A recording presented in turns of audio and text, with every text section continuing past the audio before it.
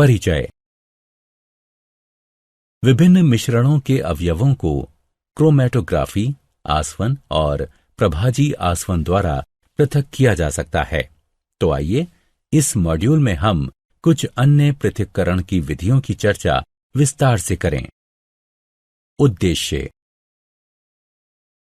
इस पाठ के अंत में आप निम्न करने में सक्षम हो जाएंगे: किसी मिश्रण के अवयवों को क्रोमैटोग्राफी, आसवन और प्रभाजी आसवन द्वारा पृथक करना, वायु के अवयवों को पृथक करने की विधि के बारे में बताना, क्रिस्टलीकरण द्वारा ठोस पदार्थों के शुद्धिकरण पर चर्चा करना, शुद्ध पदार्थों को वर्गीकृत करना। ऊर्ध्वपातन। यह विधि उन मिश्रणों के पृथक्करण के लिए अपनाई जाती है जिनके अवयव जो गर्म करने पर सीधे गैस अवस्था में परिवर्तित हो जाते हैं, उनमें उपस्थित अशुद्धियों जो गर्म करने पर सीधे गैस अवस्था में परिवर्तित नहीं होते, उससे गर्म करने पर पृथक हो जाते हैं। इस चित्र में यदि अमोनियम क्लोराइड और साधारण नमक के मिश्रण को गर्म किया जा रहा है तो अमोनियम क्लोराइड ऊर्ध्वपातित हो जाएगी, जिसका शीतलन करके ठोस रूप में पुनः प्राप्त किया जा सकता है तथा नमक नीचे ही रह जाएगा। क्रोमैटोग्राफी। इस विधि द्वारा किसी द्रव से उसके रंगीन अवयवों को छानक पत्र अथवा सोखता कागज की सहायता से पृथक किया जाता है। छानक पत्र की पट्टी के एक सिरे पर स्याही की एक बूंद रखिए और वो सिरा जल से भरी एक परख नली में डालिए। स्याही 2 या 2 से अधिक रंगीन अवयवों का मिश्रण होती है। वह अवयव जो जल में अधिक घुलनशील है, पानी में जल्दी घुलता है और पृथक हो जाता है। आसवन। इस विधि में परस्पर घुलनशील द्रवों को उनके मिश्रण को उबालने के पश्चात उनके वाष्प के शीतलन द्वारा उनको संघनित करके पृथक किया जाता है। साधारण आसवन का प्रयोग उन 2 परस्पर घुलनशील द्रवों को पृथक करने के लिए करते हैं जिनके क्वथनांकों में पर्याप्त अंतर होता है।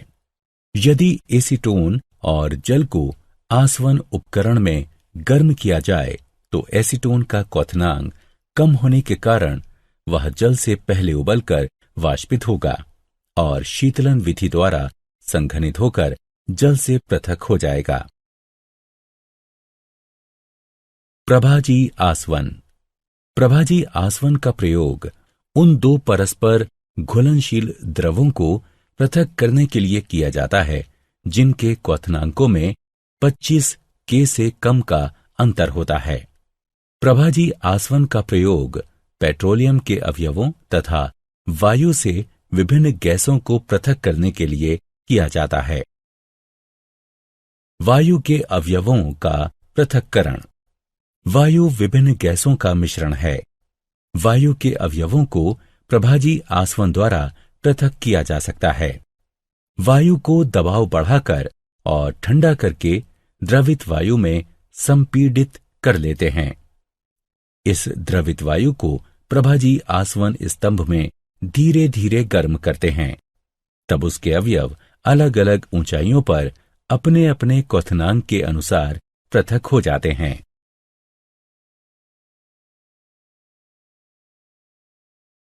क्रिस्टलीकरण द्वारा ठोस पदार्थों का शुद्धिकरण। क्रिस्टलीकरण विधि में किसी ठोस पदार्थ को उसके विलयन से शुद्ध रूप में प्राप्त किया जाता है। क्रिस्टलीकरण विधि द्वारा हम कॉपर सल्फेट के विलयन से शुद्ध कॉपर सल्फेट प्राप्त कर सकते हैं। जल की कम से कम मात्रा में 5 ग्राम कॉपर सल्फेट घोलें। अशुद्धियों को अलग करने के लिए विलयन को छान लें। संतृप्त विलयन प्राप्त करने के लिए विलयन को चाइना डिश में वाष्पीकृत करें। विलयन को छानक पत्र से ढककर ठंडा होने दें। ठंडा होने के पश्चात शुद्ध कॉपर सल्फेट के क्रिस्टल मिलेंगे। शुद्ध पदार्थों के प्रकार। शुद्ध पदार्थ दो प्रकार के होते हैं, जिन्हें तत्व और यौगिक कहा जाता है। तत्व यह पदार्थों के मूल रूप होते हैं, जिन्हें किसी भी रासायनिक अभिक्रिया द्वारा अन्य सरल रूप में नहीं तोड़ा जा सकता है।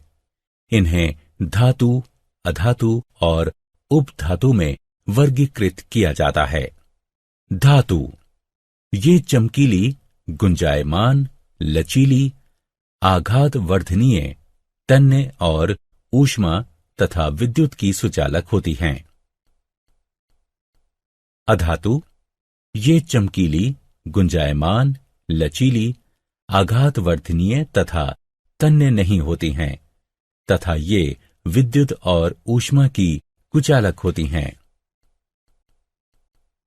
उपधातु ये वे तत्व हैं जिनमें कुछ गुण धातुओं के तथा कुछ गुण अधातुओं के होते हैं, जैसे बोरान, सिलिकॉन, जर्मेनियम इत्यादि।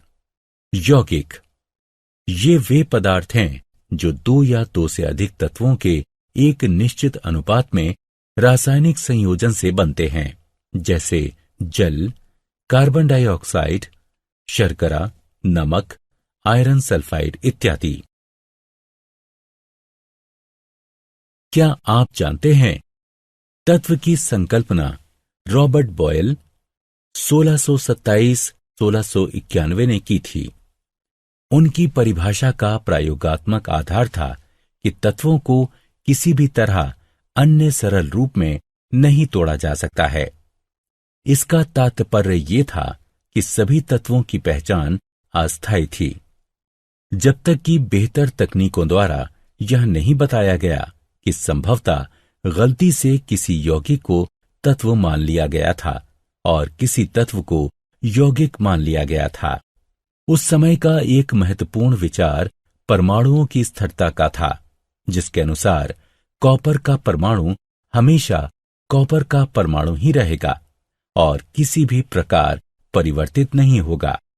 रेडियोधर्मिता, संलयन और विखंडन जैसी आधुनिक खोजों ने इसे गलत सिद्ध कर दिया। ये विषय भौतिक विज्ञान और रसायन विज्ञान के बीच के हैं और इन्हें आगे की कक्षाओं में पढ़ाया जाएगा। सारांश।